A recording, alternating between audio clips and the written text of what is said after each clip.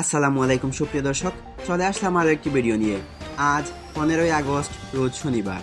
এইমাত্র পাওয়া ঝড় বৃষ্টি, নিম্নচাপ ও ভারী বর্ষণ নিয়ে আবহাওয়া সর্বশেষ খবর।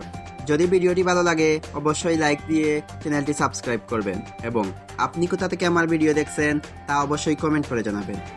দেশের 7 অঞ্চলের উপর দিয়ে সর্বোচ্চ 60 কিলোমিটার বেগে বৃষ্টি অথবা বজ্রসহ অস্থায়ীভাবে দমকা অথবা ঝোড়ো হাওয়া বয়ে যেতে পারে বলে জানিয়েছে বাংলাদেশ আবহাওয়া অধিদপ্তর।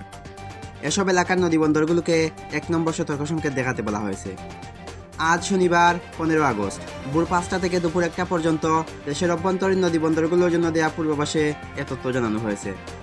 আবহাওয়া অফিস জানিয়েছে, খুলনা, বরিশাল, পটুয়াখালী, নোয়াখালী, কুমিল্লা, চট্টগ্রাম ও কক্সবাজার অঞ্চলসমূহের উপর দিয়ে দক্ষিণ অথবা দক্ষিণ পূর্ব দিক থেকে ঘন্টায় 45 থেকে 60 কিলোমিটার বেগে বৃষ্টি অথবা বজ্রসহ অস্থায়ীভাবে দমকা অথবা ঝোড়ো হাওয়া বয়ে যেতে পারে। এ কারণে এসব এলাকার নদীবন্দরগুলোকে 1 নম্বর সতর্ক সংকেত দেখাতে বলা হয়েছে।